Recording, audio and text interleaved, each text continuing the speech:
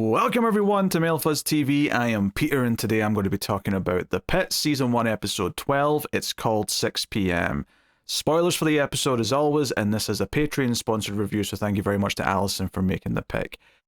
So last episode ended with the bombshell that there was a mass casualty event. I'm watching my wording carefully here because YouTube doesn't like certain terms that they see as too spicy and start like getting all snippy with the takedowns and whatnot. So I'm watching my wording here, but the episode ended with this big huge here, this thing is happening, clearly everything's about to change and ramp up, and this episode I imagine is going to be difficult for me to talk about because it's so many little things.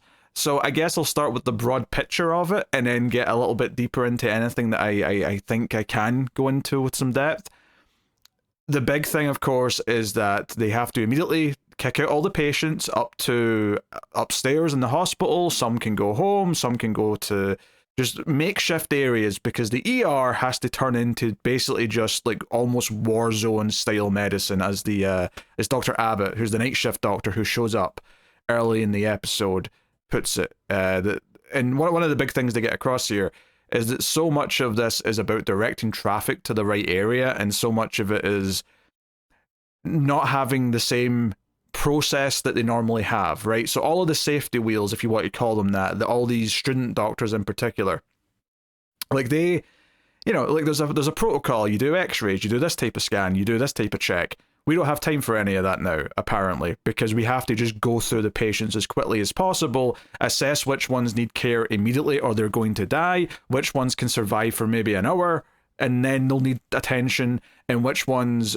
can don't need immediate attention. They're fine to linger a while with just some basic care, right? And they have all these zones, they've got all these like snap bands they're putting on the wrist that are color coded, and then there's one that just means dead, which you take them to the morgue, they're gone. But so much of it is about is directing the traffic, and you have like the people out front who are mostly doctors I don't know, because a lot of the shift, either they come from upstairs because it's all hands on deck down here, or a couple of doctors come in early from the next shift. So that's a lot of people I don't know, and I was a little bit worried at first. But am I going to have to learn like 5-6 new character names? Like what's going on here? Luckily though, once it gets into it, and we're mainly following the characters we do know, once all the patients start arriving. But it's that initial 10 minutes, the calm before the storm, if you want to call it that, where Robbie's just making a big speech, he's explaining the rules, how this is going to work, and he's putting people in their designated zones. You're doing this, you're doing that. And notably, Javadi is separated from the other students. She's put in like the tier 2 zone, right? The zone where they've got maybe an hour before they can get attention, as opposed to the ones who immediately need serious attention. And she's in there with Mackay and a couple others and doing some serious stuff. I think Mohan's maybe in that group as well. And then the other student doctors, all three of them are basically given charge. In fact, King herself is put as the head of that little team, right? Because every sort of department's got their own little head. She's made head of their zone, which is the zone where it's not as bad. Like, it's stuff that they can treat, and it's the less serious stuff that they can just, and they're kind of, it does kind of feel like, hey, we can't be teachers right now. We kind of need to trust you young rookies to take care of the less serious stuff, because we have to focus on all the people who are probably maybe going to die. And it's like a bit of a shock to them when they realize they're kind of going to be headed on their own. And there's just little moments where early on there's a bit when a patient's in and they're examining them, and Santos says to King, we need an x-ray, and King's like, yeah, we can't have that right now. So we just have to make decisions based on what we've got and do the best we can. And it's just realizing how many like parts or tools that have been taken away because they have to churn through so many patients so quick, and just hope they can save as many as they can, and they're not all going to make it. Gave this a lot of energy, gave it a lot of like turnover and things like that. There's an interesting little bit before the patients arrive when Robbie's double checking with the doctor they've got out front to like be ahead of they're calling it triage, where he's the one sort of deciding who goes where when they arrive outside. And he seems like he's like not taking it as seriously as he should. Even though he repeats everything back to Robbie and it's all accurate, he kind of takes a sip of his like coffee or whatever it is through a straw, and the way Robbie just glances at him like he's some like millennial or Zoomer who's not taking things seriously, got a good chuckle out of me. Having said that, he doesn't mess up in this episode. Like, there's no, I think, like, at one point he thinks there's someone been falsely classified, and because he thinks they've been hit in the head, like they can't be going to that zone. But then it turns out to be a Grays, so yeah, it is to the sort of the less serious zone. Where the younger doctors can sort of take care of him. It's actually this old hippie guy who just keeps saying that he's sad for the state of the world and how depressing all this is. Speaking of patients having little reactions, there's one woman that Santos checks who got hit in the arm with a bullet, who is basically just sort of traumatized, and she kind of breaks down and starts crying, and Santos is asking her to move her finger, is asking her about the pain, and try to explain to her that it's okay. But you can sort of tell this is where Santos has sort of reached her depth a little bit, because she realizes sort of during this process of talking to this woman that at a certain point it clicks in her brain that, oh, the problem here is not anything physically wrong with her. She's not giving me straight answers because she's in shock, right? She's traumatized and she's about to have an emotional breakdown, and I can't do anything about that. And I think that's the big thing here, the big sort of the harsh reality of the situation they're in. It's like one thing to have the younger doctors have to go through this for the first time, where all the old timers have all done this before in different scenarios.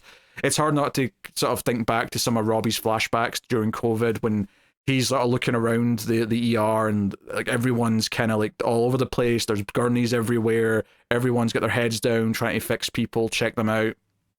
And I was almost thinking he may have a panic attack or something because it was going to make him think of those days. Maybe that'll still happen. But the other big sort of like culture shock, or like, not culture, that's not the right word, not culture shock, but just shock, like sort of reality shock, is Mackay's ex, who comes down at one point looking for the son, and the security lady like drills him out, but ultimately agrees to let him go find his son. But when he walks around the corner and he just sees all the beds, and he sees Mackay amongst all the other doctors doing things to save people's lives, seeing pools of blood on the floor, which people are slipping on, we'll get to that, and seeing that she is an active part of this process, it does kind of feel a little humbling almost. It feels like, you know, this character, this ex-husband, has been nothing but a child since he appeared, right? He's a man-child. He's being petty, he's being jealous, everything's kind of a silly joke to him, where he's just thinking about himself.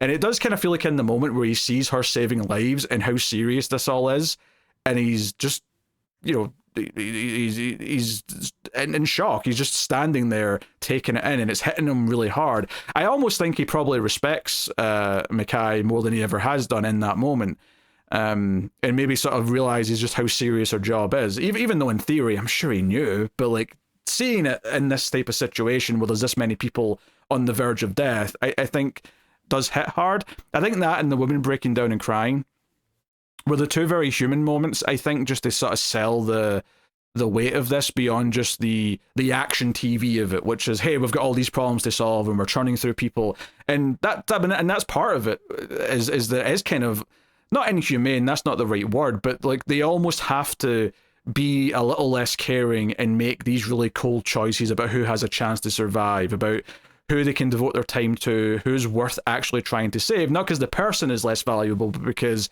the chances of them surviving compared to this other person who can get help is so, you know, low that they have to divert their resources and their time and their attention where it should go. And that's very much what this feels like, this episode and this arc, if you want to call it that, going forward, because we're not done yet. I mean, the end of the episode literally says we might not even be halfway through the patients yet, arriving at the hospital. So yeah, I mean, a lot of hectic stuff going on, a lot of little moments in here. You know, King at one point kind of starts really focusing on a patient, this woman who arrived with her son who was shot, and he's went straight to surgery, but she's kind of went unconscious when they were checking out her leg that got hit with a car when they were fleeing, or something to that effect. And she goes unconscious, and they realize that I think her liver's been pierced, and they're trying to deal with it, and they're trying to get blood, but they're running out of tubes for their the air thing. I don't know, maybe call them, but they're running out of tubes. They're running out of everything. They're running out of blood, right? Their own negative blood that they're actually trying to, they need to use on people to try and give them like, well, blood. I mean, like, everyone needs blood, right? This is kind of the situation for it. So King just turns around and says, let me do it. I'm O negative. Let me donate. Like, because they say there's more flying in. In fact, probably the nicest, most, like, kind of mutual conversation we've ever seen between Robbie and Gloria, the woman who runs the hospital, is in this, near the start of this episode, when she's just like, what do you need? What do you need? And he's saying what they need, what to do, and they're working together to get through the crisis. It's a really simple little thing that shows every interaction they've had up until this point has been them butting heads, because he's saying they need certain things and she's being the corpo, she's being but that, won't get his patient satisfaction, there's no money for that, blah blah blah blah. And it's been this constant kind of like clashing between them. So what lets you know this is a serious crisis is that immediately they're on the same page and they are working together and putting anything aside to make sure they can get things done. It's a really simple little thing. I just thought of it because I was talking about the needing the blood, and anyway, Gloria's got blood flying in, but it's going to take like 15 minutes or whatever. That's not enough time for this patient who King's trying to save. So she's like, hey, let me do it. I'm O negative. And Robbie's like, hey, it takes hours to test if the blood's like good, like it might have HIV or something. And she's like, look, I know I don't have that, and this patient is dead if we don't do this. And there's a moment where he just pauses and he says, F it. Like, if the patient's going to be dead before they get to the operating room, then the risks outweigh, or the benefits outweigh the risks. And gives her the go ahead. And then that sort of opens the floodgates where Dana's standing up and saying, anyone who's O negative, put your hand up, and like it's blood donation time. And we even see Dr. Abbott's like walking around with like a bag strapped to his leg as he's donating blood as he's being a doctor, which was a fun little bit. So yeah, and one of the little things that was really nice actually is the return of Langdon in this episode, which is very interesting to kind of see. And obviously we expected this, and on Collins as well, they're trying to call Collins to get her back in. I'm sure she's probably going to appear next episode based on what's happened here, but Langdon's just there, right? Robbie looks over at one point and Langdon is just there. He goes over and says, what the hell are you doing here? And he's like, saving lives, all hands on deck. Look, I got this, trust me, you need me right now, we can talk about this later. And Robbie kind of bites his tongue, and clearly he's pissed about this, and he's going to we might get some sort of conflict by the end of the season over it, or maybe by then he'll have appreciated Langdon making this choice or something.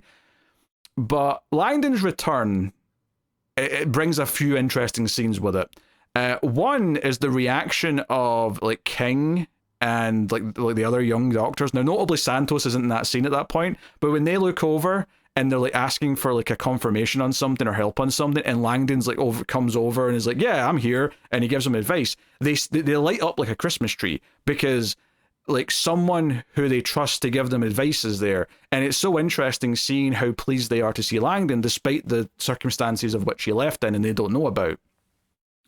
I think that's very interesting that there was a sense of relief there, and why in some ways maybe he should be there, even if technically the letter of the law says that he should not be there right now. And then of course the other scene that's very interesting is when Santos becomes aware that he's around, and the way like he comes in and like where she sort of sees him over her shoulder and she kind of keeps working, and it's kind of really awkward and she's doing whatever she's doing. And Langdon doesn't really say, he glances over for a second, he says that her and King are doing a good job in whatever they're doing, and or maybe it's Whittaker in that scene, I can't remember, there's a lot of characters moving around in this episode, but he says good job, keep it up, and he walks on, and it's just it's awkward for a little minute. Garcia also of course was aware that he was gone, and she reacts when he's there, but immediately just starts working with him. Like, she doesn't even seem to be phased or question his like abilities, so she doesn't sort of think, oh, maybe he shouldn't be here, maybe I can't trust him. She's just thankful that he's there for the help. So interesting to see all the different reactions to him being back. Although alternatively, I think Dana was a little bit cold with him. Like, didn't say anything, but just felt a little bit cold the way she was talking to him and the one little interaction they had, which maybe means she's siding more with Robbie in this case, which is interesting. I think the dynamics of this are going to be exciting to see play out, especially since I feel like going through a tragedy or a crisis together and coming out on the other side on top is very much a bonding experience. And I do wonder if there's going to be more of like Santos and Langdon have to work together, and we'll see how that goes. Especially after her having her doubts about doing the right thing last episode, because she was already feeling like they were short-staffed and that she maybe did the wrong thing because they're suffering in terms of being able to do their job effectively. And that was before this happened. That was before all these patients started come flooding in. So really excited to see how they kind of follow that up. We also, of course, have the teenager's mother, who is now she's waiting for Robbie, and then Robbie basically tells a police officer, hey, go talk to her. Her son might have something to do with this. And when we get a follow-up towards the end of the episode, it's like, yeah, they're looking for him. They've not found him. But a ping on his phone did reveal that he was near the location of the concert. So that's kind of scary. And the big cliffhanger, the little tease they put in right at the end of the episode, is that one of the police say, because a bunch of like military show up looking dudes show up. I don't know exactly if they're what National Guard or whatever, but a bunch of guys in military gear show up, and some of the doctors say, wait, what the hell is that? What are they here for? And the police guy basically just says, oh, that's just in case the shooter comes here. And like, wait, do we think that's like a possibility? And he's like, there's been some chatter. I don't know what the chatter is, but I mean, if it is this woman's son, I mean, maybe he wants to come to where his mother is, or maybe if he wants to finish off victims, which is a really dark thought in another sense. But either way, that tease of like, oh, the crisis, because I was thinking throughout this episode, obviously this is all horrific, but we're like, our main characters are not in danger in this episode, inherently so. They are the ones trying to save people who have already been in danger. It's very hectic and it's all hands on deck, and it's very much like heartbreaking that they can't help some people. But they themselves are not in the mix of the disaster itself, in the sense that they're not the ones in danger. But that kind of changes immediately here at the end of the episode, where Robbie sees their reactions to this statement and says, hey, focus on the patients, right? And when they say, oh, like, you know, like, are we safe out here? The cop says, yeah, you are now. And it's the most unconvincing response ever. I'm like, I don't believe him. I don't believe we're safe out here now. I feel like we should be, I don't know what we should be doing, but hey, it's tough to kind of, I don't know, say what exactly the right thing to do is in any of this scenario. But I think, if nothing else, what the point of this storyline now is to show what this does, right? The effect of this incident on everyone. The medical profession first and foremost, but obviously the people, the victims, the families. You know, there's a scene where like Kiara goes up and has to talk to like all the people who are waiting to find out if their loved ones are okay, and saying, hey, we have to identify who is who. You know, here's a QR code, scan it, and you can go into this app and like to tell us who you're looking for, give us identifying features, put a photo in if you can, and we'll be able to start maybe filtering the information back through the app at people. It's the most smart way of doing this. But you know, everyone's got a job here. Everyone's managing things, and we don't see much of Gloria, of course. But I almost think there probably is like a good, like, I don't think they're going to do this, or even that they should do this. But you could almost do like her perspective of this episode in her office, just making phone call after phone call, fighting with people to get the right supplies and the right things here, and the staff to come in and everything else. Like, I feel like there's probably a lot of plates spinning for her, just sitting at her desk at the phone and just making sure everything that needs to be here is on its way here. So there's an energy to everything, there's a chaos to everything. What I feel like I can talk about with this episode, though, really, is all the medical cases, because honestly, they're going through them, and like some of them are seconds long. I mean, they even say at the start of the episode that, you know, that they need to like identify where people are going in 10 seconds. Like, that's it. You check this, you check that, off they go. So there's a speed to this, and there's like obviously a lot of like trying to help people breathe. There's a lot of, you know, dealing with wounds and things like that. But stuff that you maybe don't expect, maybe as up front, like, you know, people being trampled instead of being shot, and the panic, or someone is in a coma because they're diabetic and they're insulin and something. And Langdon makes a bit of a judgment call on that, which maybe seems like a risky little move, but it works. He makes the call. And it does kind of feel like the protocols are a little bit out the window in this crisis to try and get through things a little bit quicker, although that might have some negative side effects as well as they're doing it. But it's all about weighing up. It's exactly what Robbie said when King was asking to donate the blood.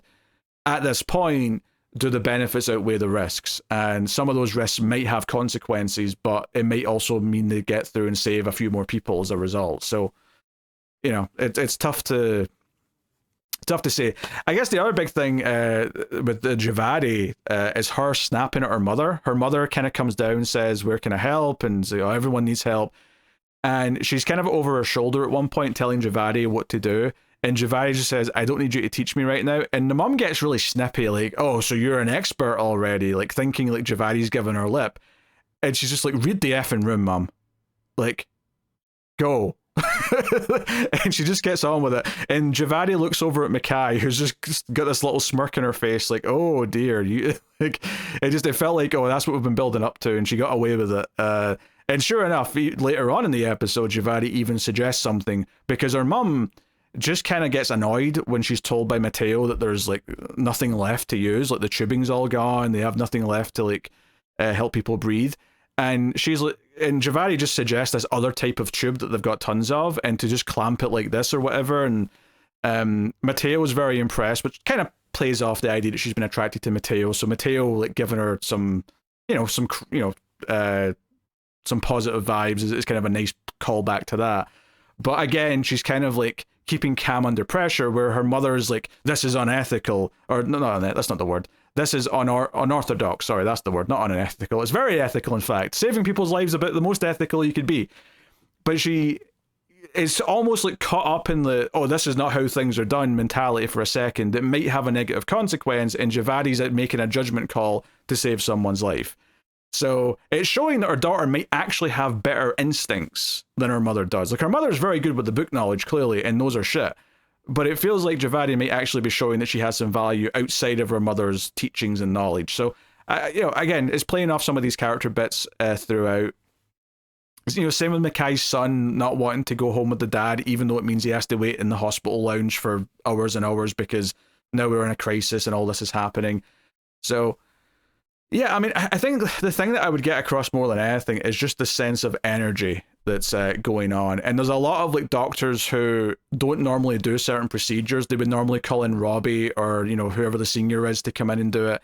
Like, I think Samira at one point in this episode is working on a patient, and Robbie says like, "Oh, who did this part?" as if that's something he's normally called in to do. And she just says, "I did." And, he kind of compliments her for it. Like, in this situation, if you think you can pull off the thing that needs done, it might be better to just do it now. And even if there's a little bit of a risk, because right now everyone's just so busy and trying to save people. And we even see the effect of that, like King donating blood and helping that one woman who's, the deaf son who's up in surgery already. She's missing from Santos and Whitaker, who are saying, "Hey, we need her back. She's the one who was making the calls and in charge. We need her back doing stuff." And they feel lost without her. And they feel lost without the other medical student, as opposed to like one of the senior doctors. So I like the all the spinning plates. I guess that's how I'll call it. It's like 1,000 spinning plates all in one location, and characters trying to like almost move around from plate to plate and sort of intersect. There's a bit of a dance to it almost, of like everyone kind of working in unison and trying getting things done. So no, I mean, obviously there's a lot of energy to this. It's a lot of fun. It feels like next episode is going to be straight into more of it, and possibly with more threat looming from, whatever else, and possibly more patients coming in.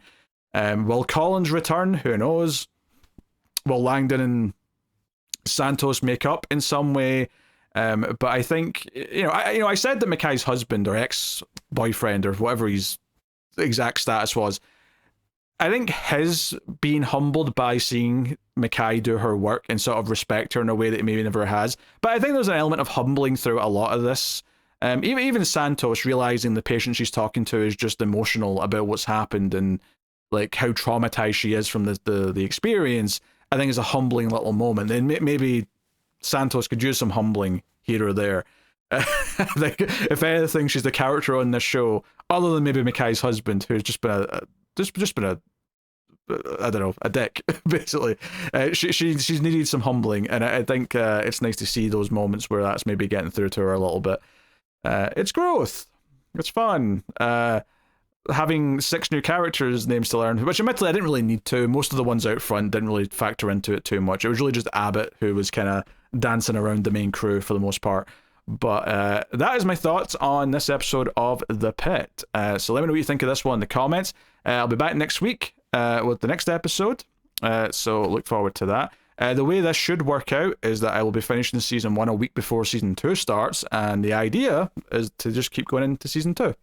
So like, subscribe, all the usual stuff helps out a bunch. Of course, if you want to support the show and help all the content coming both here on the TV review channel, but also over at MailFuzz Movies, where all the movie podcasts live, you can do that via patreon.com/MailFuzzTV or via YouTube membership. Any help is appreciated. Thanks to everyone who already does. That is me. Thank you once again for watching. I do appreciate it. Keep watching TV. Have you got any vanilla?